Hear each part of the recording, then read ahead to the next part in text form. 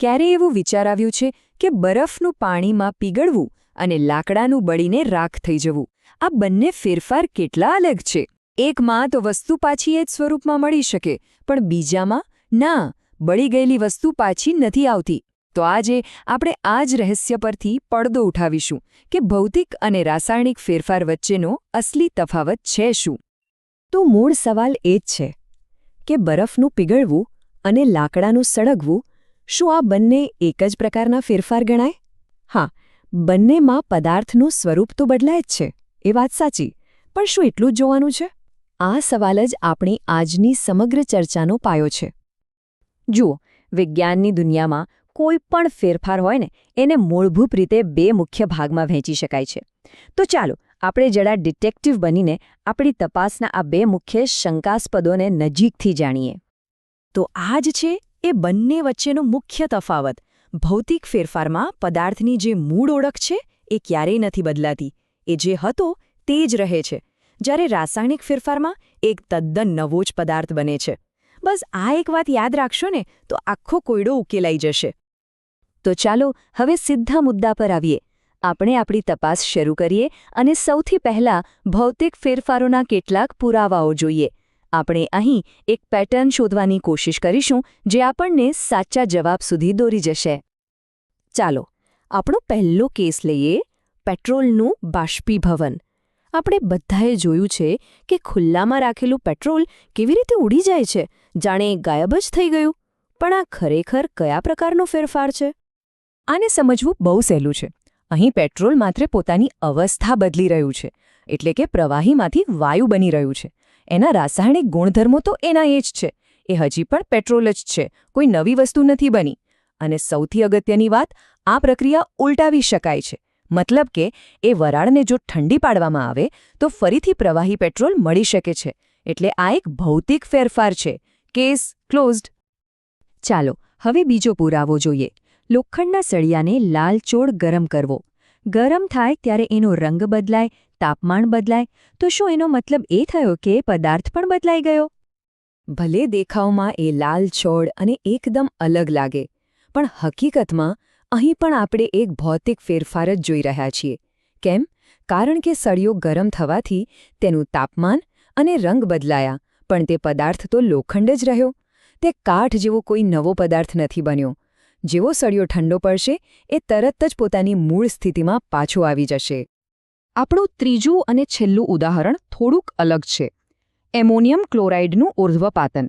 હવે આ શબ્દ કદાચ થોડો અઘરો લાગે, પણ એની પાછળનો જે કોન્સેપ્ટ છે એ એકદમ મજેદાર છે. ઉર્ધ્વપાતન એટલે એવી જાદુઈ પ્રક્રિયા જેમાં કોઈ ઘન પદાર્થને ગરમ કરતા એ પ્રવાહી બનવાને બદલે સીધો જ વાયુમાં ફેરવાઈ જાય છે. એમોનિયમ ક્લોરાઇડ સાથે આવું જ થાય છે.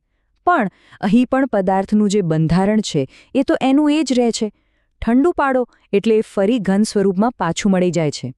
આનાથી સ્પષ્ટ થાય છે કે દેખાવમાં ભલે ગમે તેટલો મોટો ફેરફાર લાગે, પણ જો નવો પદાર્થ ના બનતો હોય તો એ ભૌતિક ફેરફાર જ કહેવાય. અત્યાર સુધી આપણે એક પેટર્ન જોઈ કે પદાર્થની મૂળ ઓળખ જેવી છે તેવી જ રહે છે. પણ હવે જે પુરાવો આપણે જોવા જઈ રહ્યા છીએ એ આખી પેટર્ન તોડી નાખશે. એકદમ કોઈ ફિલ્મમાં આવતા પ્લોટ ટ્વિસ્ટ જેવું. અને આ ઉદાહરણ તો આપણા બધાના ઘરમાંથી જ છે. રસોડામાં વપરાતા એલપીજી ગેસનું દહન, એટલે કે એનું સળગવું. રોજબરોજની જિંદગીનો એક સામાન્ય હિસ્સો, ખરું ને? તો ચાલો સમજીએ કે જ્યારે ગેસ સળગે છે ત્યારે ખરેખર થાય છે શું? શરૂઆતમાં આપણી પાસે હોય છે એલપીજી અને હવામાંનો ઓક્સિજન. પછી જ્યારે દહનની પ્રક્રિયા થાય ત્યારે આ બંને વચ્ચે રાસાયણિક પ્રક્રિયા થઈને કાર્બન ડાયોક્સાઇડ અને પાણીની વરાળ જેવા તદ્દન નવા જ પદાર્થો બને છે.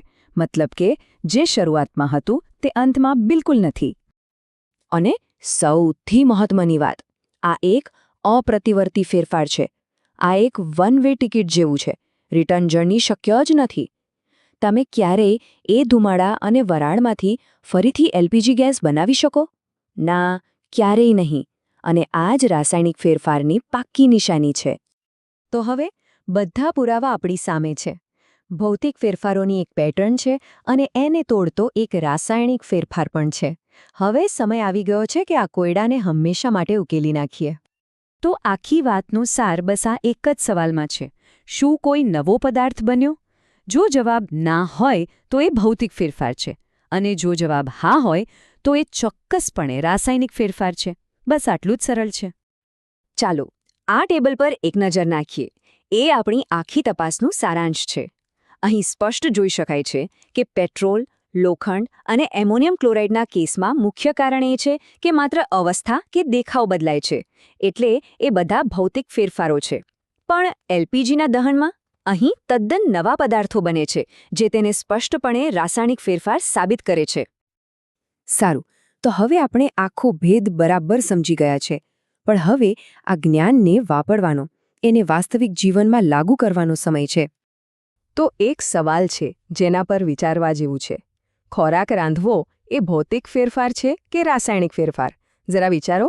જ્યારે કોઈ કાચી શાકભાજીને રાંધવામાં આવે ત્યારે શું એ માત્ર ગરમ થાય છે કે પછી એના સ્વાદ, ગંધ અને એના બંધારણમાં એવો ફેરફાર થાય છે કે કંઈક નવું જ બને છે?